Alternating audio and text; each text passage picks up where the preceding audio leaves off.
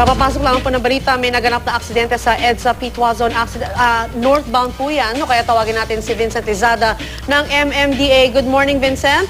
Yes, magandang umaga po, Ma'am Linching at Sir Howie at sa mga nanonood po ng News to Go. Okay, so ano po nangyari dyan? Isa nga pong hit and run ang nangyari po dito. Ito po, isang kotse po ang mabilis na tumakas habang nabangga niya ang isang motorsiklo na may plakang 2179 November Foxtrot. Sa northbound lane po ito ng Main Avenue. Okay, ito po bang motorsiklo sinasabi mo, ito yung nakikita natin ngayon sa telebisyon, nakakaandar lamang? Yes po, po. So, we can say na okay naman po yung, yung mamang natamaan. Opo. Okay. Nagkatamo po siya ng bahagyang galos lang sa katawan, kaya po nag-ano po siya ng waiver para umalis na po. Hindi po naplakahan niya yung coaching bumangga sa kanya, kaya rin parang hindi na rin siya naghahabol ng maano.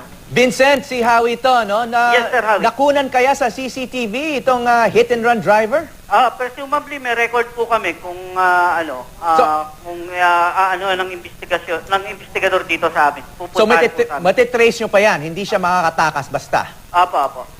Okay, good news. Good news. Maraming salamat, Vincent Izada ng MMDA.